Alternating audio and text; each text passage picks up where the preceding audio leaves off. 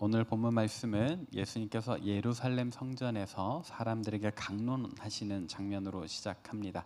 아마도 이날은 예수님 예루살렘에 입성하셨던 그 종려 주일, 그날의 그 주간의 화요일이겠습니다. 아마도 전날인 월요일에 우리가 지난주 말씀에서 살펴보았던 것처럼 예수님께서는 이방인의 뜰이라고 하는 곳, 그것도 성전이라 칭하는데요, 그 이방인의 뜰에서 예배드리러 온 사람들에게 이렇게 동전 바꾸어 주던 사람들, 또는 예배드리는 사람들을 위해서 준비한 흠 없는 재물 파는 사람들을 쫓아내셨습니다. 그들은 어째서 성전에서 그런 상행위를 하고 있었던가? 원래는 예배자들이 하나님 예배하는데 도움을 주려는 목적이었습니다. 이방 황제의 흉상이 새겨진 동전을 성전에서 쓰는 게 좀 우상 숭배 같기 때문에 그렇지 않은 동전을 준비해주고, 또 각자 자기 사는 곳에서부터 재물을 흠없이 온전히 데리고 오는 것도 생각보다 어려운 일이라 미리 흠 없는 재물을 성전에서 바로 구매할 수 있게 한다라는 것, 그냥 단순히 들으면 참 좋은 예배자들을 돕기 위한 제도처럼 보입니다. 그러나 이들의 실제 모습은 어떠했습니까? 합법적인 강도짓에 사용했습니다. 자신들의 돈벌이 수단으로 말입니다. 그래서 예수님께서는 거룩한 분노를 발하셔서 그들을 성전 밖으로 쫓아내셨어요. 그리고 율법에 들어오지 못하게 규정했던 저는 자들, 병든 자들, 흠 있는 자들이라 불렸던 그 사람들을 다시 성전으로 데리고 오셨습니다. 성전을 성전답게 만드셨다. 아까 예수님께서 쫓아내셨던 그 상인들은 어떤 사람들이었을까요? 짐작해 보기로 성전 범위 내에서 무언가 장사를 한다라고 한다면 책임자의 허락을 받은 사람들이겠지요. 그때 책임자는 대제사장 안나스라는 사람이었습니다. 그래서 그 당시에 동전 바꿔주는 사람들, 이 흠없는 재물 파는 사람들은 안나스의 친척, 조카 혹은 가까운 지인들, 친구들이었겠고, 또 그마저도 아닌 사람들은 안나스에게 뇌물을 바쳐가며 월 상납금을 바쳐가며 거기에 자리를 잡은 사람들이었습니다. 그러니까 이들의 합법적인 강도짓은 그 상인들의 돈벌이 수단이면서 동시에 안나스의 재물을 쌓게 해주는 그런 어둠의 통로였다는 겁니다. 그러니까 예수님께서 이 성전을 깨끗하게 하셨다, 그 상인들을 쫓아내셨다 하는 것은 간접적으로 누구에게도 타격이 되는 겁니까? 대제사장 안나스에게도 타격이 되는 겁니다. 그리고 안나스가 아무리 힘이 세다 한들 혼자서 그런 일을 결정할 수 있었을까? 아닙니다. 안나스의 이 계획에 동조했던 사람들이 있다. 그래서 안나스에게 함께 이 떨어지는 떡고물을 요청했던 사람들이 있다. 그런데 예수님께서 이 상인들을 쫓아내 버리시니까 이 지대한 뒷주머니에 타격을 받는 겁니다. 안나스가 가만히 있을 수 없습니다. 그래서 예수님을 찾아온 겁니다. 말씀에 보면, 마태복음에 보면 대제사장들이라고 되어 있어요. 안나스뿐만 아니라 함께 이 성전 관리의 책임을 맡았던 높은 지위의 제사장들이 같이 몰려오는 겁니다. 또 백성의 장로들이 찾아왔다고 합니다. 우리로 치면 국회의원들, 장관들, 이렇게 높은 자리에 있는 사람들이 우르르 몰려온 겁니다. 단순히 그들만 몰려왔다라고 보기 어렵습니다. 그렇게 높은 자리에 있는 사람들 항상 이렇게 암살의 위협에 시달렸거든요. 왜냐하면 좀 과격한 사람들이 있었기 때문에 로마 제국의 지배를 벗어나려면 로마에서 파견한 총독도 암살해야 된다. 그리고 로마에 동조하려는 이 앞잡이들 암살해야 된다. 이런 과격주의자들이 있었습니다. 그러다 보니까 이런 사람들이 항상 주변에 경호원들을 데리고 다녔단 말이에요. 그러니까 대제사장들, 장로들, 또 그들이 거느리는 경호원들, 또 진짜로 예수님에 의해서 성전에서 쫓겨났던 상인들까지 우르르 떼거지로 몰려오지 않았겠어요? 그래서 많은 사람들 앞에서 말씀 전하시고 병든 자들, 저는 자들 고치고 계시는 예수님을 둘러싸는 겁니다. 이것이 본문 속의 상황, 배경인데요. 이렇게 그들이 몰려와서 예수님께 했던 첫 마디는 무엇인가? 마태복음 21장 23절 같이 한번 읽어봅시다. 시작. 예수께서 성전에 들어가 가르치실세 대제사장들과 백성의 장로들이 나와 이르되 내가 무슨 권위로 이런 일을 하느냐? 또 누가 이 권위를 주었느냐? 아멘. 본문엔 되게 고급지게 설명되었어요. 그죠? 네가 무슨 권위로 이런 일을 하느냐라고 되어 있지만 그냥 우리식으로 직설적으로 좀 편하게 표현을 해볼까요? 너 뭔데? 라고 이야기를 하는 겁니다. 너 뭐하는 인간인데? 야, 내가 허락한 일을 네가 뭔데 가로막고 회방 놓고 쫓아내냐는 거야. 너 뭐하는 인간이야? 라고 윽박 지르는 겁니다. 우르르 몰려와 있으니까 그들의 기세가 얼마나 싸나웠겠어요. 그리고 쫓겨났던 상인들의 표정은 어땠을까요? 예수님을 보면서 아마도 음흉한 미소를 짓고 있지 않았을까요? 너 이제 끝났다. 지금 여기 와 있는 사람들 어떤 사람인 줄 알아? 너는 잘못 건드렸어. 사람 잘못 봤어. 이런 표정을 짓고 있지 않았을까? 그러나 예수님께서는 그들 앞에서 전혀 주눅들지 않으셨어요. 오히려 그들이 곤란할 만한 질문과 또 여러 비유들로 그들의 잘못을 꼬집으셨습니다. 이 비유들 세 가지로 요약할 수 있는데요. 오늘 나누는 말씀은 그 중에 첫 번째 비유입니다. 어떤 비유였는가? 뭐 본문을 안 읽더라도 쉽습니다. 굉장히 간결해요. 뭐냐면 한 아버지에게 두 아들이 있었다. 그런데 이 아버지가 아들들에게 그날 포도원에 가서 일하기를 요청했다. 먼저 첫째 아들에게 오늘 포도원에 가서 일 좀 해라 했더니 첫째 아들은 어떻게 했던가? 알겠습니다 아버지 해놓고는 가지 않았어요. 일하지 않았어요. 대답은 알겠다, 일하겠다 했지만 실제 행동은 하지 않았다. 이어서 아버지가 둘째 아들에게 이야기를 합니다. 오늘 포도원에 가서 일 좀 해라 그랬더니 둘째 아들은 실수이다. 성경에 보면 실수이다 라고 이야기를 해요. 싸가지가 없어요. 그런데 어쨌든 좀 반항심 있게 얘기를 했던 것 같아요. 하지만 곧 뉘우치고 포도원에 가서 일을 했다. 예수님께서 질문하시며 누가 아버지 뜻대로 한 아들이냐? 예수님께서 이 비유를 말씀하신 이유는 무엇일까요? 당연히 어느 아들이 더 예쁘겠냐? 어느 아들이 진짜 칭찬받을 만한 아들이냐 하는 질문인 겁니다. 한 부모 밑에서 태어난 자녀라도요. 더 예쁨 받고 덜 예쁨 받는 자녀가 있더라고요. 물론 다 사랑하지 않는다는 게 아닙니다. 다 사랑합니다. 다 사랑하지만 이왕이면 말 잘 듣는 자녀가 더 사랑받을 만하지요. 앞으로는 그럴싸하지만 뒤로는 나쁜 짓 하는 아들이라면 예뻐해 줄 게 아니라 혼쭐을 내야 하지 않겠습니까? 지금 예수님 앞에 몰려와서 예수님한테 너 뭔데? 라고 따지고 드는 이 대제사장들, 장로들이 딱 극격이다라는 겁니다. 그들의 말투, 그들이 입은 옷, 그들이 평소 하고 있는 행동은 너무나도 하나님 앞에 사랑받을 만한 사람들의 모습이지만 실제 행동은 어떻다라는 겁니까? 구리다는 겁니다. 혼쭐이 나야 된다. 이런 얘기를 하는 겁니다. 근데 예수님께서 이 말씀도 돌려서 말씀하지 않아요. 굉장히 직구를 날리시거든요. 마태복음 21장 31절 오늘 본문의 마지막 절 같이 한번 읽어봅시다. 시작. 그 둘 중에 누가 아버지의 뜻대로 하였느냐? 이르되 둘째 아들이니이다. 예수께서 그들에게 이르시되 내가 진실로 너희에게 이르노니 세리들과 창녀들이 너희보다 먼저 하나님의 나라에 들어가리라. 지금 대제사장들에게 백성의 장로들에게 예수님께서 물으신 질문이 이겁니다. 아까 내 이야기에서 둘 중에 누가 아버지 뜻대로 하는 아들이냐? 이들이 이야기를 해요. 둘째지. 그렇다니까 니네 하는 꼬라지가 딱 첫째 아들이야. 니네가 평소에 깔보고 니네가 평소에 상종도 안 했던 세리들, 창기들 그런 사람들 둘째 아들 같은데 오히려 그 둘째 아들이 더 아버지 뜻대로 하는 사람들이야. 여러분 이 말이요. 지금 이 대화 속에 예수님 반대편에 있는 대제사장들, 장로들에게는 너무 모욕적인 이야기입니다. 너무 모욕적인 이야기예요.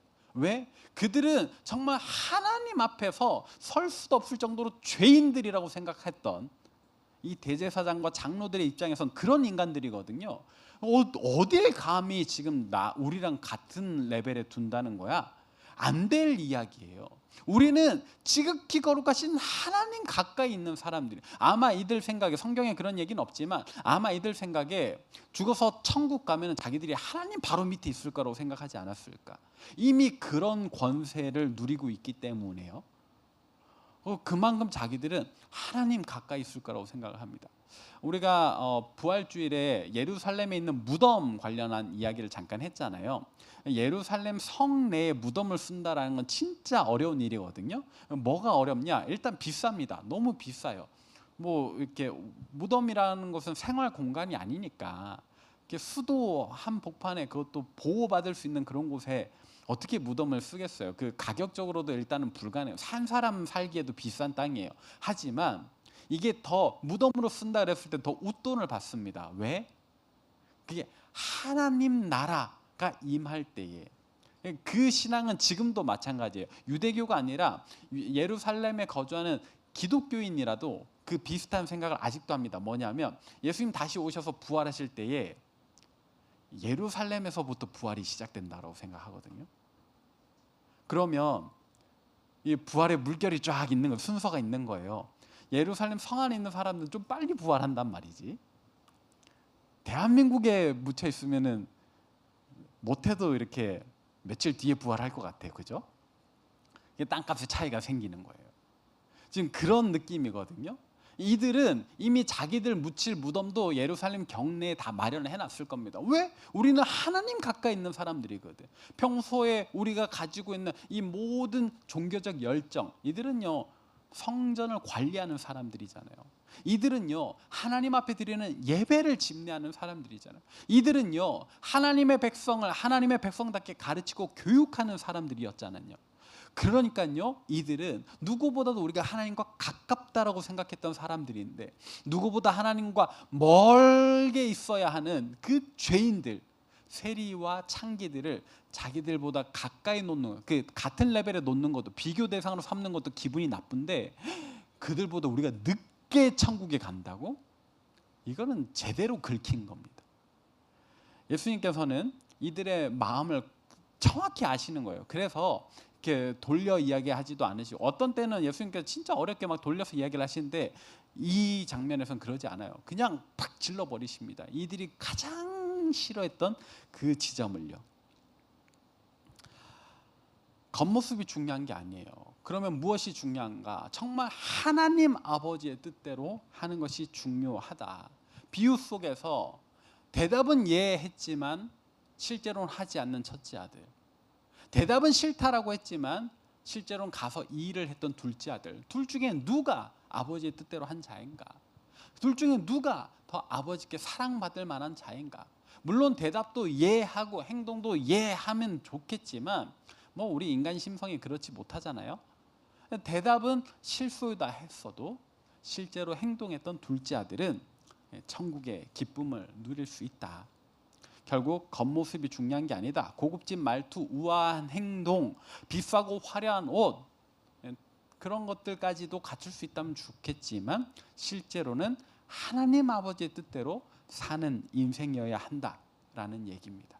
이거를 예수님께서 이미 이전에, 우리가 지금 마태복음 21장을 읽고 있는데 마태복음 7장에서 이 비슷한 얘기를 먼저 하셨어요. 마태복음 7장 21절 같이 한번 읽어봅시다. 시작. 나더러 주여 주여 하는 자마다 다 천국에 들어갈 것이 아니요 다만 하늘에 계신 내 아버지의 뜻대로 행하는 자라야 들어가리라. 이 말씀은 진짜 맞는 말입니다. 예수님을 향해서 주님이라고 부른다고 그 다 천국에 들어가는 게 아니에요. 왜? 예수님을 실제로 믿지 않으면서도 예수님은 하나님 아들이라 알고는 있을 수 있어요. 그렇게 말은 할 수 있어요. 여러분들이 저를 향해서 뭐라고 부르나요? 목사님이라고 해주시잖아요. 고마워요. 심지어 목사님이라고 존칭까지 붙여주십니다. 그런데요, 여러분들은 뭐 우리 과천교회 청년들이니까 저한테 그렇게 인사를 해주지만 제가 밖에 나가서 목사란 걸 밝히잖아요. 그러면은 저랑 아무 상관없는 사람도 저한테 목사님이라고 해주시더라고요. 제가 예전에 이제 별내에서 사역할 때는 교회에서 사택을 제공해주지 않았어요. 그래서 부동산을 갔어요. 저는 좀 그런 얘기 별로 안 좋아하는데 이렇게 저희 부모님은 항상 좀 이렇게 목사님이신데 뭐 이런 얘기를 하세요. 좀 싫어요. 그런데 그렇게 하잖아요. 그러면 막 거기 부동산 사장님이 목사님이세요? 이러면서 저한테 막 더 친절해 주세요. 왜냐하면 그래도 제가 집을 깨끗하게 쓰지 않겠어요. 목사인데 뭐 이렇게 집에서 술 담배는 안 할 거잖아요. 저 안 해요. 네, 정직하게 안 합니다. 그런 어떤 사회적인 그 관념이 있잖아요. 그래서 목사님이시면 집을 그래도 깨끗하게 관리하시게 집 잘 나가요. 이러면서 저한테 막 해요. 그러면 어딜 가든지 목사님 이리 오세요. 막 이렇게 하세요. 근데 그분이 저를 그냥 고객으로 생각하잖아요.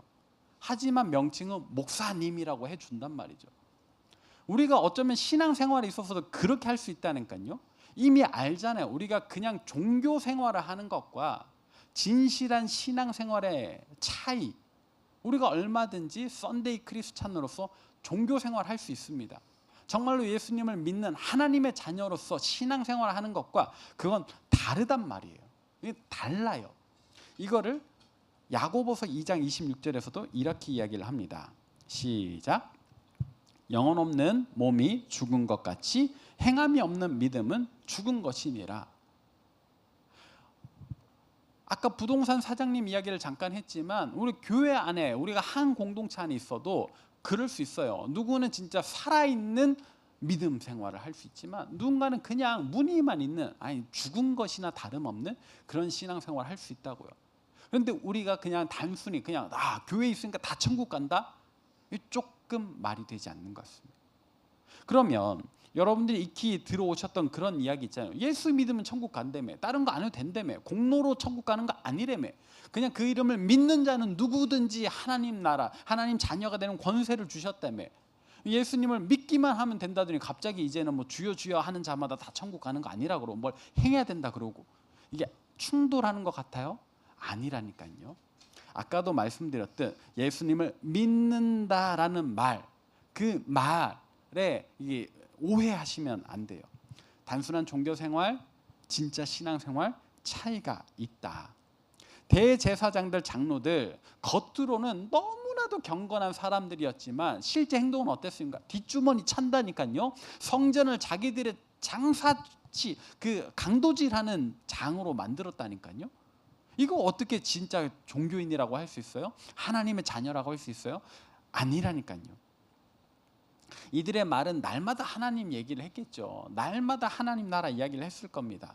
그러나 그들의 진짜 행동은 성전을 성전답지 못하게 만들었다. 예배하려는 사람들을 오히려 방해하고 회방 놓았다. 이건 마귀들이 하는 짓이잖아요. 하나님의 자녀랍시고 했던 행동이 마귀의 행동이라면 진짜 하나님 자녀라고 할 수 있는가? 그런 사람들이 어떻게 천국에 갈 수 있을까? 못 들어가겠죠. 오늘 우리의 경우도 마찬가지입니다. 우리는 항상 우리 자신의 믿음을 돌아보고 점검해야 하겠습니다. 여러분 예수님 믿으십니까? 여러분 스스로 하나님의 자녀라고 생각하십니까? 그렇다면 이제 대답해 보십시오. 여러분들은 하나님 아버지의 뜻대로 살고 계십니까? 아니면 하나님은 내 인생의 소원을 이루어줄 램프의 진이 같은 어떤 도구와 수단이다. 나는 내 인생은 내 인생이니까 내 마음대로 살 거야. 이렇게 살고 계십니까? 지금까지 어떻게 살아오셨는지 돌아보시는 게 좋겠고 또 앞으로는 어떻게 살아야 할까 생각해 보는 것이 좋겠습니다. 우리는 흔히 이야기를 합니다. 태초에 하나님께서 원대한 꿈과 계획을 가지고 우리를 창조하셨다고요. 그렇다면 사실 우리가 궁금해야 되는 건 뭘까요? 하나님께서 어떤 꿈과 어떤 비전, 어떤 계획을 가지고 나를 창조하셨을까? 거기에 질문이 있어야 돼요. 근데 우리가 실제 생활 속에서 거기에 얼마나 관심이 있나요? 내가 하고 싶은 거, 내가 이루고 싶은 거, 나의 꿈, 나의 생각, 나의 계획이 중요하지. 하나님의 꿈과 비전과 생각, 계획은 얼마나 우리가 신경 썼던가?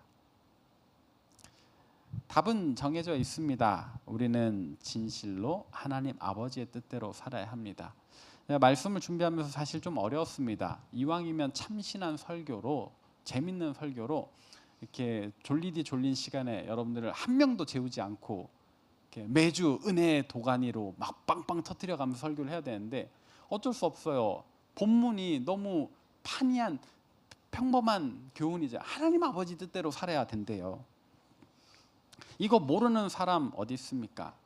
근데 실천하긴 참 어려운 것 같습니다. 우리는 잘 압니다. 하나님 뜻대로 살아야 하나님 나라를 누린다. 저는 어렸을 때 이렇게 전 되게 모범생 스타일이지만 아닌가? 제가 이야기할 때 조금 부끄럽긴 해요. 근데 아무튼 저는 되게 모범생 스타일인데 그래도 저도 사고를 많이 쳤거든요. 아빠랑은 좀 안 좋았어요. 우리 아버지 오늘 영상이 스트리밍에 좀 문제가 있어서 영상이 안 나가거든. 괜찮아. 그래서 아버지랑 관계에 있어서 늘 어려웠어요. 이렇게 그래서 제가 아버지가 뭐 무슨 얘기하면 일단 그거 아니라고 하고 시작했거든요. 아빠는 틀렸다 이러면서 시작을 했단 말이에요. 근데 때로는 아빠가 맞는데도 제 자존심에 막 버티고 막 그랬던 적이 있어요. 그래서 막 너무 그날은 좀 싸움이 심했나 봐. 그래서 어머니가 등판했죠. 엄마가 나와가지고 뭐라 그랬냐면 너 나가라. 어? 왜 이렇게 집을 시끄럽게 만드냐?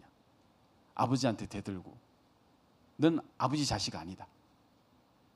내 자식도 아닌 것 같다. 난 널 그렇게 낳지 않았다.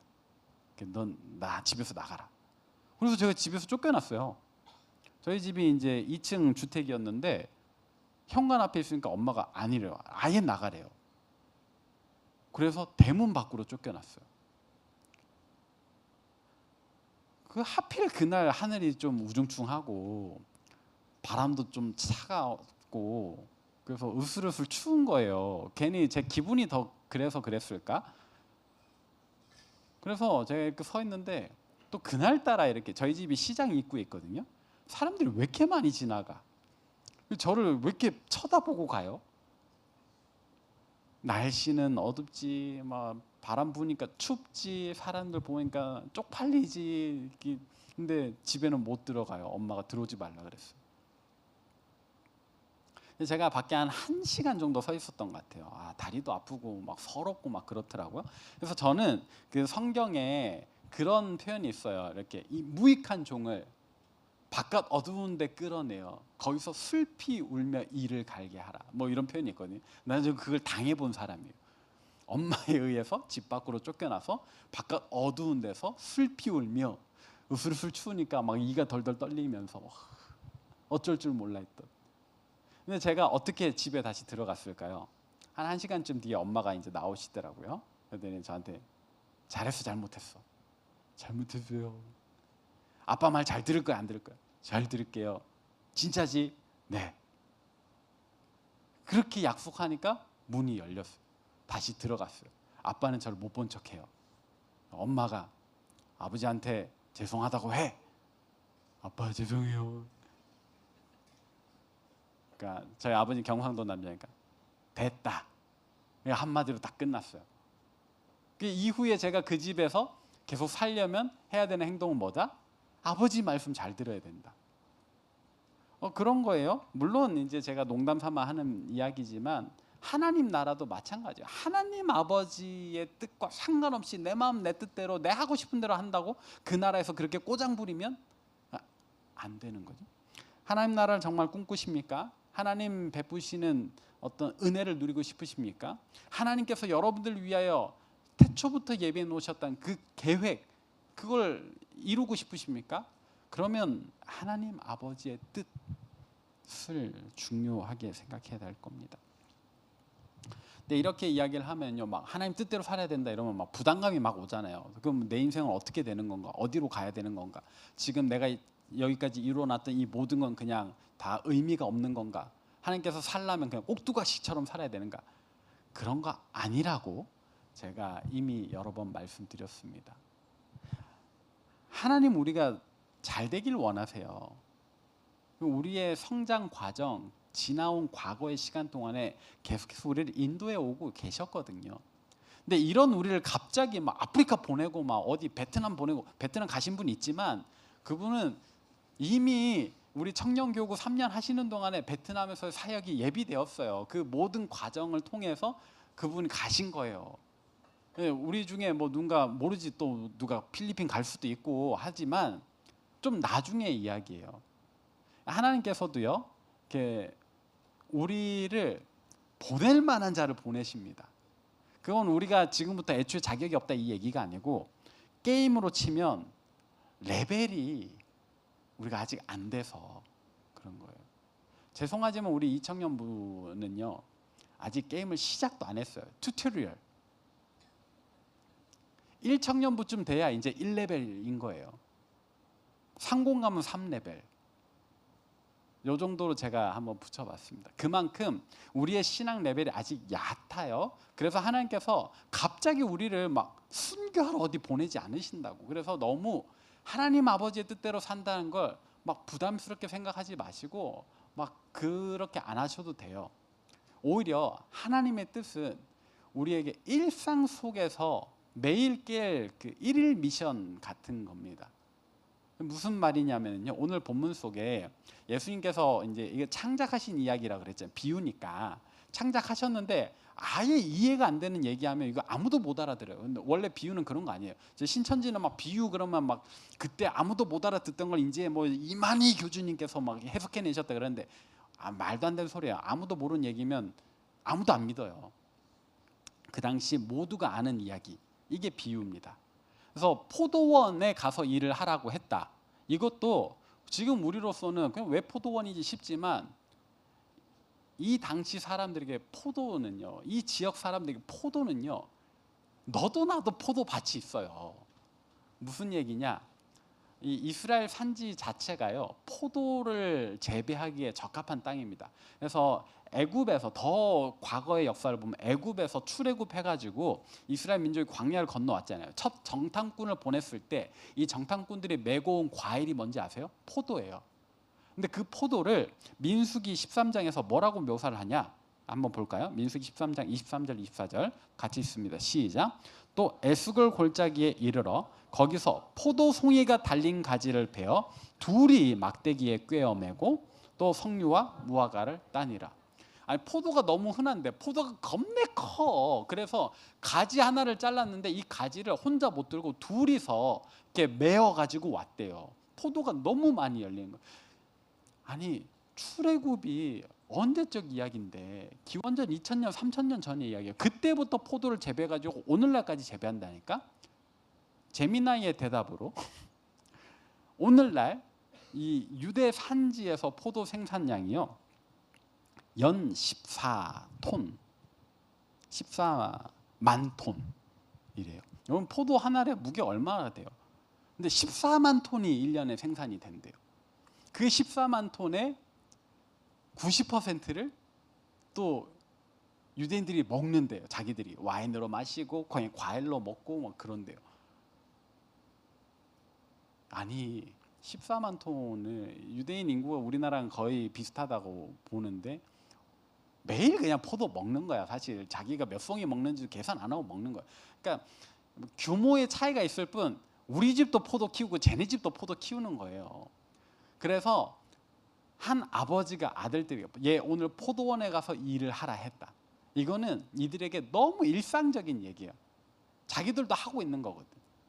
그리고 뭐 아예 이 아들들이 전혀 해본 적 없는 일을 지금 아버지가 시킨 것 같아요? 아니에요. 이 아들들은 사실 어제도 포도원에서 일을 했을 겁니다. 그저께도 포도원에서 일을 했을 겁니다. 오늘 하루 쉬는 날인데 지금 아버지가 얘기를 하는 겁니다. 아빠 나 아픈데 그래도 야 오늘 일해라. 이게 뭐 회사 다니는 거랑 다르잖아요. 농사를 짓고 가축을 키운다는 건 공휴일이 어디 있어요. 물 줘야 될 때 물 줘야지. 비료 줄 때 비료 줘야지. 그래서 원래 오늘 쉬기로 한 날이지만, 애들은 쉬기로 한 날이지만 그래도 아버지가 애들한테 부탁을 한 겁니다. 그냥 누구 일꾼이 오기로 했는데 안 왔을 수도 있겠죠. 뭐 이건 창작된 이야기니까. 어쨌든 아들들에게는 어제도 했던 일인데, 그제도 했던 일인데, 오늘 하루 쉬고 내일 또 해야 되는 일인데 아버지가 오늘 해달라고 하는 겁니다. 이 일상을 또 요청을 하는 거예요.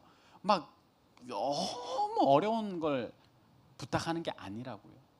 오늘 우리의 삶 속에서도 하나님께서 그런 요청을 하시는 겁니다. 하나님 아버지의 뜻대로 살라 하는 말이 그렇게 어려운 일이 아니다. 그럼 어떤 일을 예로 들 수 있을까? 뭐 여러 가지가 있죠. 뭐 근데 요약하면 결국 요 두 가지로 정리됩니다. 뭐? 하나님 사랑하는 거, 이웃 사랑하는 거. 하나님 사랑하기 위해서 성경을 읽는 그런 것들. 여러분들이 잘 하고 있다가 어느 순간 멈춰 있습니까? 그럼 다시 시작하는 겁니다. 근데 잘 안 되잖아요. 왜? 그게 막 되게 막 힘든 일이라서. 아니, 사실은 귀찮아서지. 이 귀찮음을 이기는 게 힘든 거지. 실제로 그 요청이 우리에게 막 감당할 수 없는 그런 일은 아니라는 겁니다. 이웃을 사랑하는 거. 사실 원수 사랑, 아직 원수 없잖아요. 원수가 있나 벌써부터? 어떤 인생을 사셨기에? 아직 원수까지는 없을 겁니다. 그냥 조금 내 눈에 거슬리는 사람 잘해주는 거, 조금 나한테 나쁘게 한 사람 용서해주는 거, 요 정도.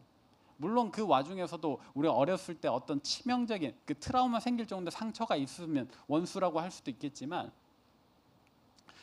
당장 원수를 사랑하는 그 갑자기 안 돼도 괜찮아요. 그냥 내가 그 사람을 더 미워하지 않으리라, 이렇게 해보는 것, 이런 것들이 다 하나님 아버지의 뜻대로 사는 겁니다. 우리에게 요구하시는 그 정도의 미션인 겁니다. 신앙을 레벨화 했을 때 우리는 아직 쪼렙이니까는요, 벌써부터 최종 보스 잡으라는 불가능한 요구를 하지 않으십니다. 용을 때려잡고 악마를 깨부수고 그런 건 우리 부장님들 정도 돼요. 아직 청년들인 여러분들은 거기까지 안 해도 됩니다. 서로에게 친절한 말 한마디 하는 것. 혹시 주중에 괜찮다면 이렇게 오늘은 어때? 오늘도 하나님 안에서 좋은 하루 보내. 격려하는 것. 그런 것들.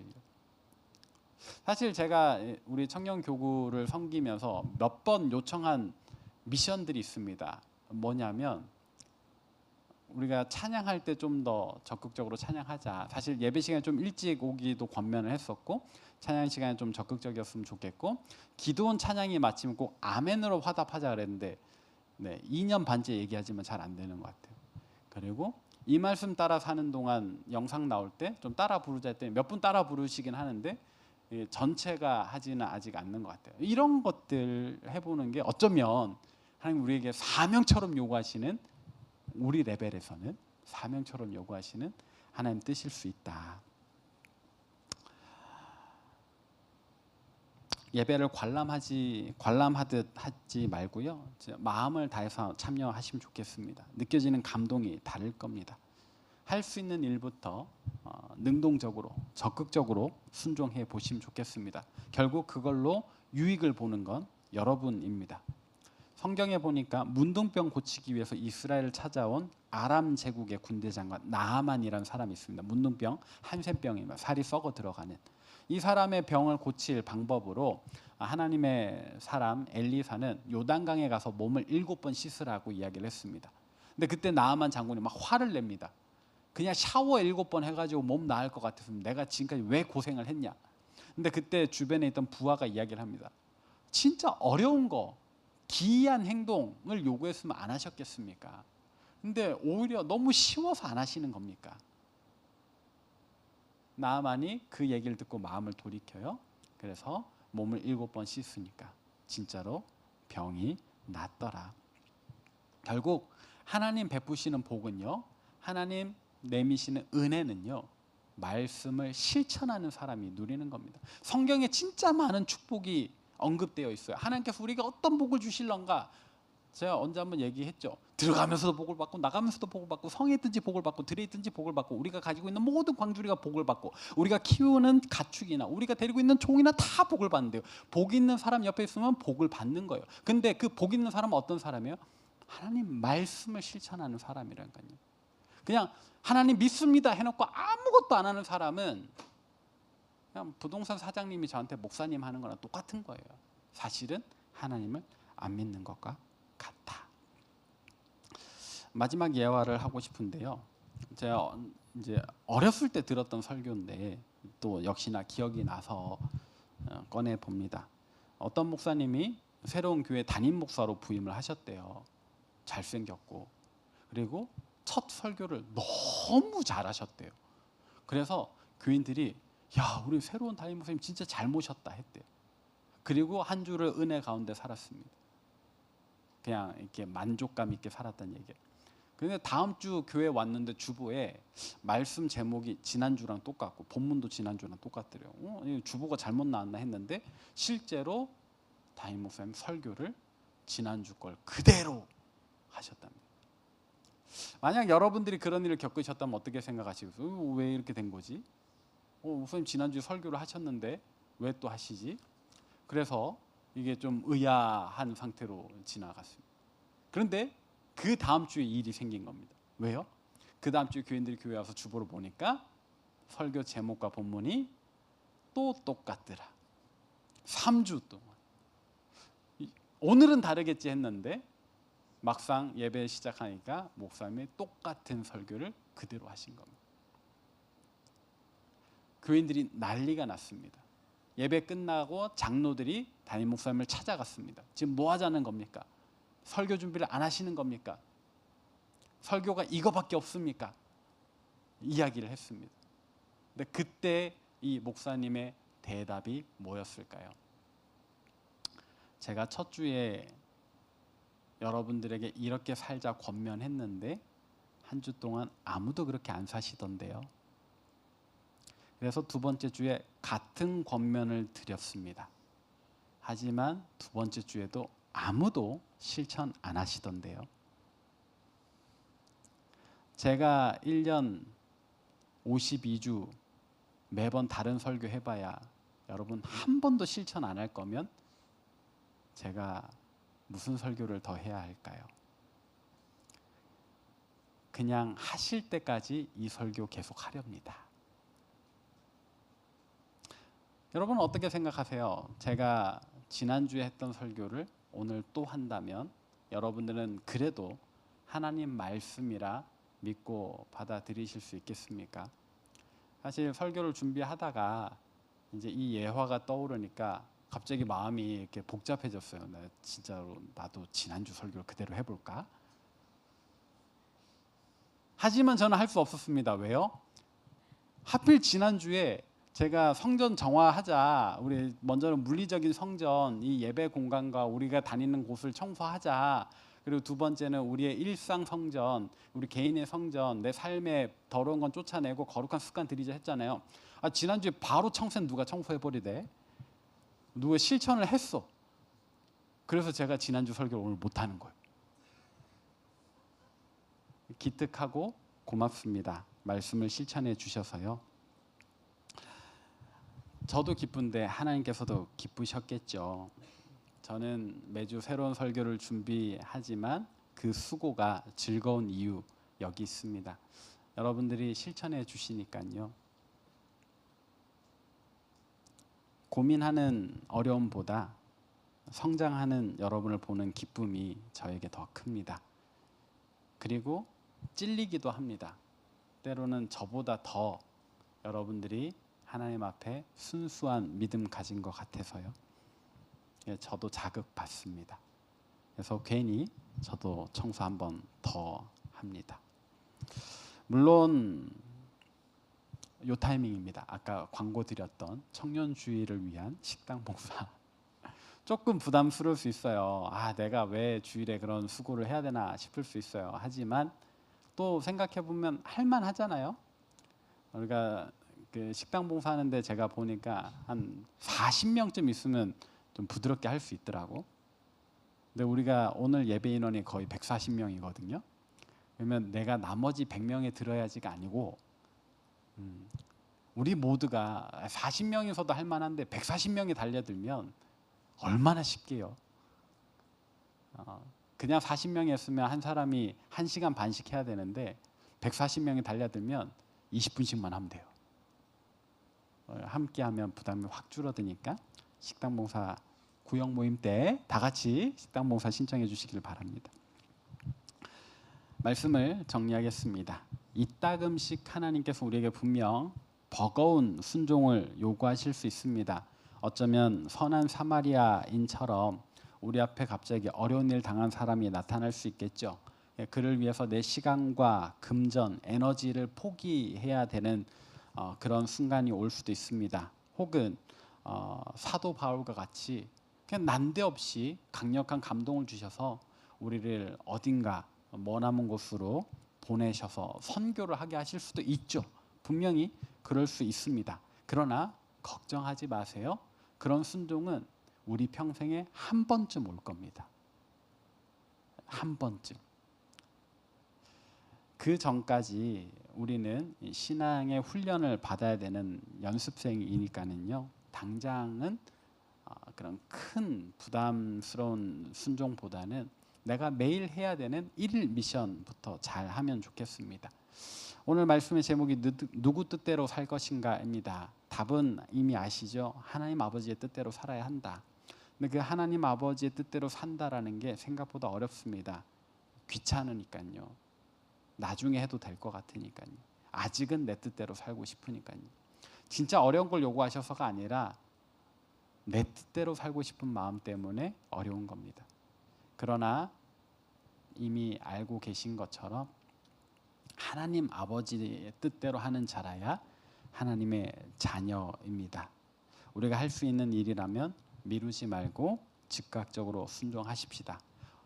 이번 주간에 나에게 원하시는 하나님 아버지의 뜻이 무엇인지 잘 생각해 보시고 바로바로 실천하시면 좋겠습니다.